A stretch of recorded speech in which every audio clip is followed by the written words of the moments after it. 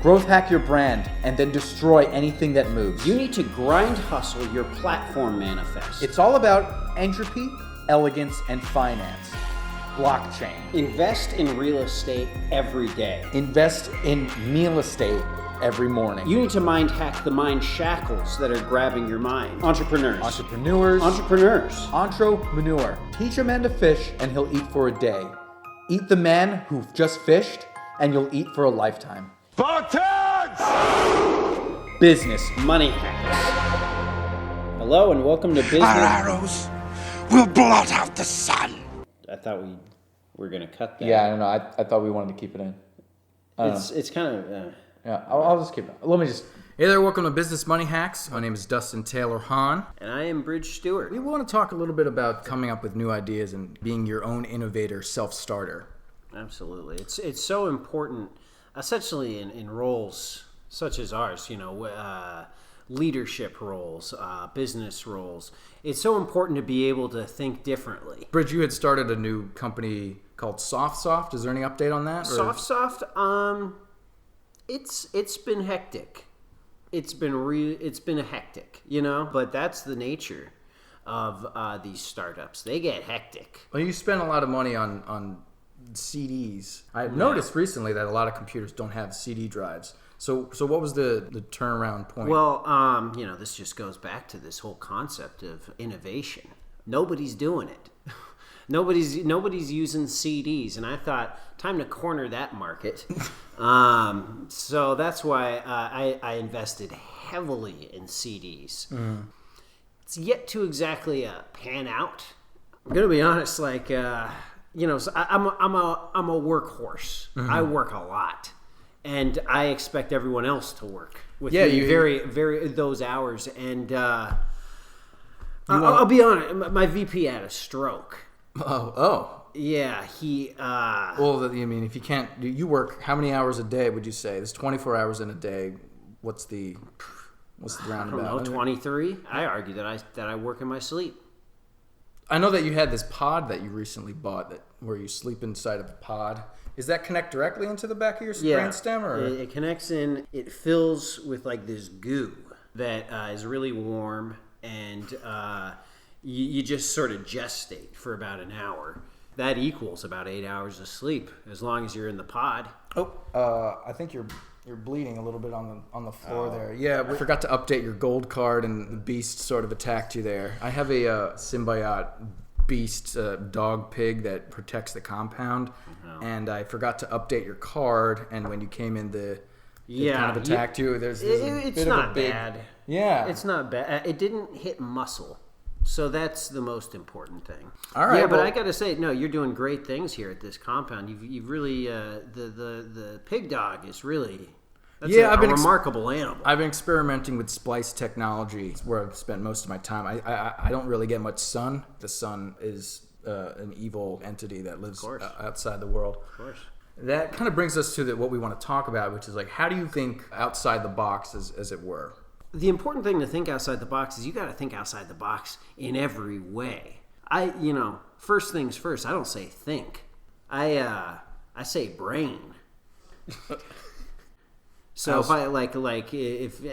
you've heard me say this, if somebody comes up to me and has an idea or something, I'm going to say, I need to brain on that. Yeah, why don't you brain on that for a bit? I got to do some heavy braining. When I think about thinking outside the box, I think about, what is the box where you brain? It's essentially your skull, and your skull isn't shaped like a box. It's more shaped like an oval. So it's kind of like an egg shape. And its yolk is the brain. Mm-hmm. So I mean, thinking if you want to think about braining outside the egg would be the proper term of coming up with new ideas. It's a very profound concept to brain outside the egg. So that's what we're talking about. I think that's a good transitional point of meeting our good friend, Trainer Stevens. Hey guys. Bridge met Trainer Stevens, I think, where were you guys meeting room. up? It was at the conference, I think. That conference. Yeah, it was that conference in San Francisco. Yeah. It was the Deep Seed conference where they were selling new seeds Oh, yeah. essentially. Well, it's the biggest seed conference in the Western United States, obviously. So, I mean, all the players are there. I mean, it was exciting to also see that as an intersection of technology and people like you showing up for the conference, because I think that's where we'll see a lot of development in the agricultural industry. The intersection of technology and big farm. Oh, I yeah, think is gonna absolutely. be a huge thing. I'm trying to brain about this for a second. So, Trainer Stevens, what was your... Where did you start? Where did you come from? Of course. And yeah, let's just get a little update on what Trainer Stevens is going on, because you're a big guy. You're how tall are you? 6'8". You're 6'8". You're a 6'8" guy, and you said you don't eat meat. Well, I mean, I've obviously consumed protein, but I think for me it's been pretty radically life-changing to think about the ways in which we can get protein, because I think a lot of people assume that it's just beans, just meat. You know, that there's a certain sort of subset of foods that you can get protein from, when in actuality the truth is there's a lot more avenues. And for me it was sort of really life-changing to think about, okay, wow, it's in all sorts of things, from veggies to wood pulp. Wood pulp is actually one of the leading areas in which a lot of ag development is going on right now, because we're seeing that we can suck stuff, protein, vitamins, mineral, energy, out of material that we would otherwise have discarded. Yeah. So wood pulp, is that the wood chips that you get on the kids' playground? Is that... Yeah, it's basically that stuff pulverized into a pulp form that we can then typically condense and milk. You can milk the well, wood. everything. You milk a tree? Pulverizing it to the point where it liquefies, or where liquid's being drawn out of it. But So you couldn't go to a playground and just start sucking on wood chips and gaining the protein that way. No, Bridge. There's actually a process involved that has to occur. But that's what we're looking at right now. I guess I should introduce myself. Yeah.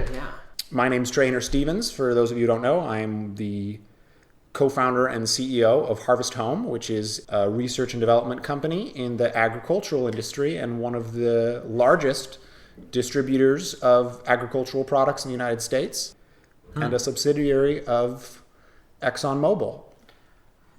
Wow, like Monsanto, but better. But I want to talk more about milking things that generally aren't milked. What other things can you milk?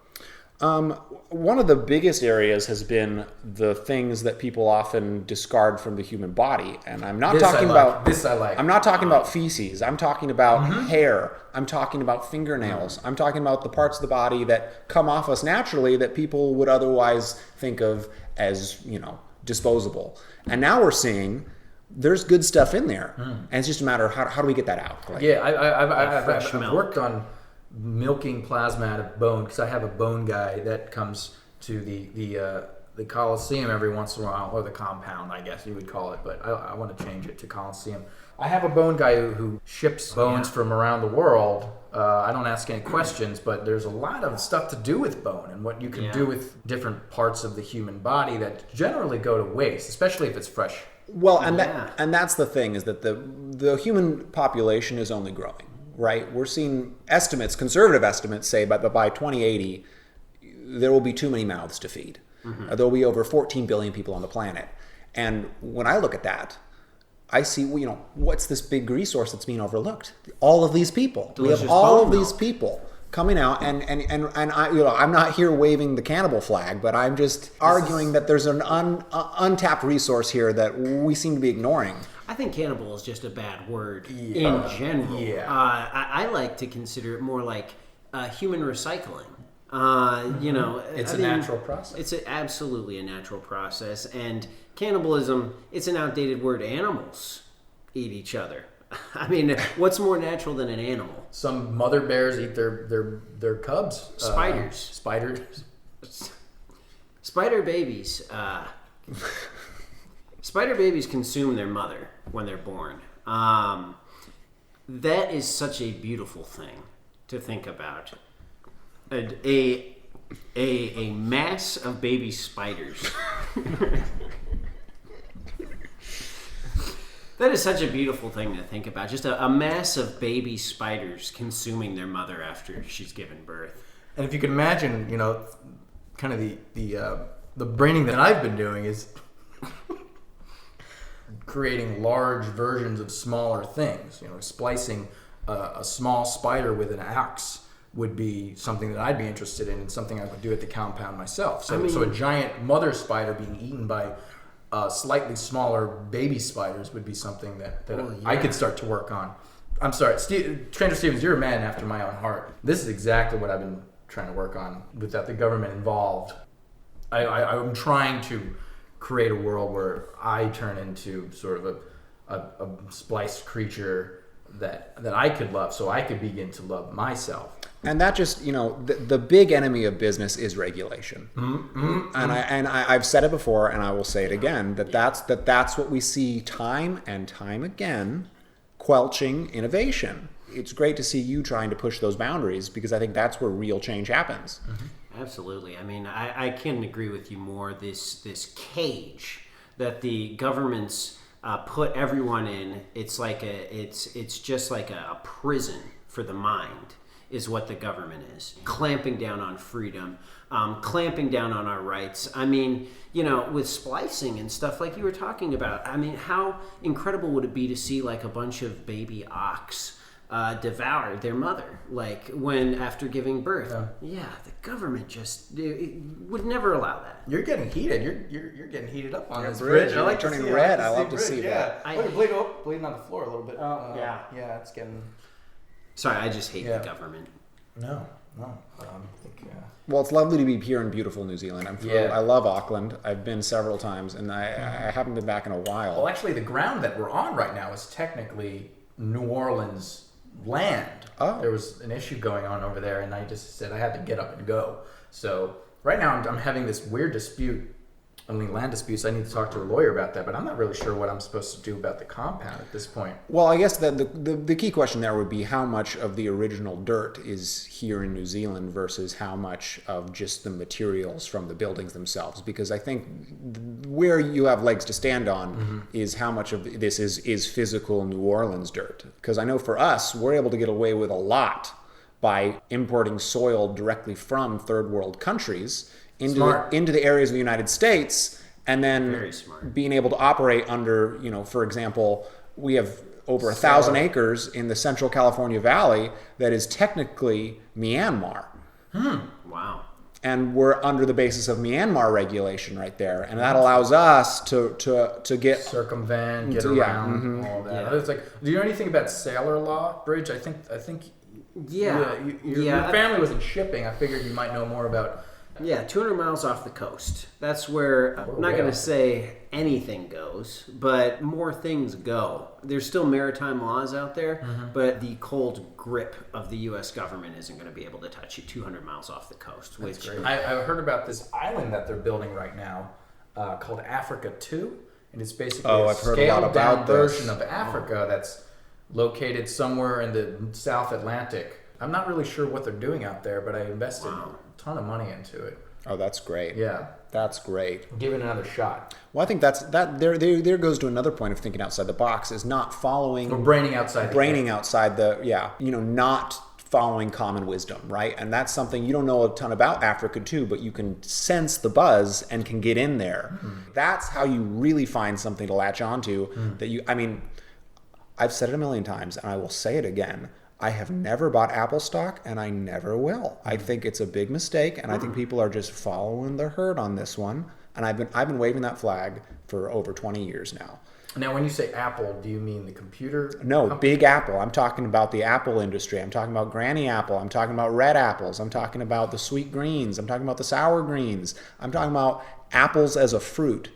So do you think apples are out? Like, do you think consumption is going to drop for apples? I think apples peaked in the late 1800s, and ever since have Johnny just Appleseed been... was big on that. And no doubt, a game changer in his own right. But I think right there was where we saw the peak of the Apple industry, and ever since it's just been a downward spiral. And I think it's been hanging on only because of PR, honestly. I want to get to the core of your idea here of how do we maximize the goal from when we have a small seedling, of an idea. Where do we go from there? I think the first thing to think about is who do you trust? Because no one. Exactly, because the answer should be no one. And I want to make that clear to our listeners, that the real smart guy, the smartest guys in the room aren't looking to anyone else for answers because they know they're the smartest ones in the room. So when you have an idea, you have to trust it. And it can seem like it's crazy. You're sitting there and you're thinking out and you get the idea and it's like, boom, oh, well, what if we started smashing wood into pulp and drinking that? And I think that's the biggest thing is you don't then go, oh, well, I'm going to call my friends at Columbia and say, can we actually be squeezing that? I'm not going to go to the pencil pushers over there. I'm going to get my boys in R&D to start coming up with solutions. That is very inspiring to hear something like that. Going with the gut, not letting anybody get in your way. And if they do, you say, get out of my way. I'm going to get that milk. I am interested in something that Bridge had mentioned when you were in the hotel room after the conference. You were going over some breathing techniques to relieve stress from a stressful day. Yeah, you were given some great advice about how to sort of these breathing exercises where it was like it was like breathing really fast. Yeah, it's a common misconception that your body craves oxygen. In smaller doses, you're actually forcing your body to thrive off of what it's given. We underestimate the body's potential for rising up to the occasion. So I like to involve myself in a lot of activities which would be called loosely under the heading of oxygen deprivation. Yeah, I do a lot of screaming at night. Absolutely, I think night terrors are one of the key ways for those of us in positions such as ours to relieve our stress, right? Yeah. But going back to your original question about the high intensity, low oxygen breathing. So what you want to do in that scenario? Yeah, can we do this right now? Oh, absolutely. Something you could do at any point. The room is a little too well oxygenated for our purposes. We can turn that down. I do have a... I think for right now it's fine, just for demonstration purposes. So what you want to do in that scenario is you're going to take in a breath and make it real shallow as you possibly can. Just barely, yeah, just and a quick close. And you're going to quickly, and we're going to just start real slow, and then we're going to increase our intensity, right? We're going to, and then we're going to start going faster. Remember, minimal breath. Keep going. Minimal. Yeah. Dustin, you're taking a little too much. You're taking in too much.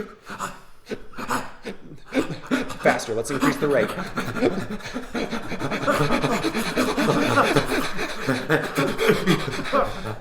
Great, guys. Oh, wow. And if you don't feel relaxed and frankly fully torqued, I mean, you're not doing it right, because I can tell you right now. Pounds. Oh yeah. Is there anything else you'd like to say, Trainer Stevens, while we still have you, while the helicopter's still going? Or if I have any good last advice for the audience, I think it really just is, Well, I guess the helicopter's going. So, real quick, what's the word? What's the buzz? What's the new buzzword? If you can give us, what would you say is the new buzzword that works? Integrated systems.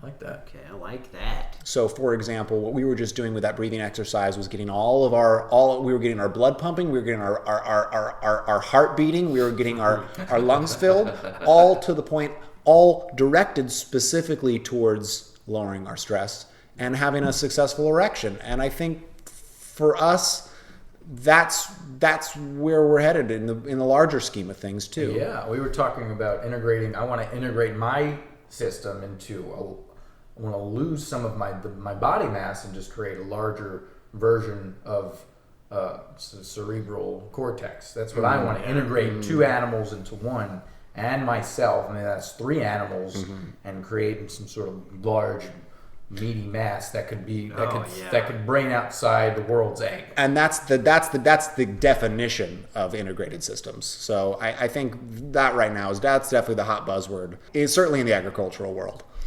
Yeah. Well, it seems like you are doing some incredible stuff, and thank you for coming on board here today, Trainer. Oh, guys, my pleasure. I'm happy to come back anytime. Thanks for joining us today. Next week, we're going to be joined by Tanner Wyatt. He's a social media influencer, and we're going to be talking about the significance and just utter importance of branding. So stay tuned.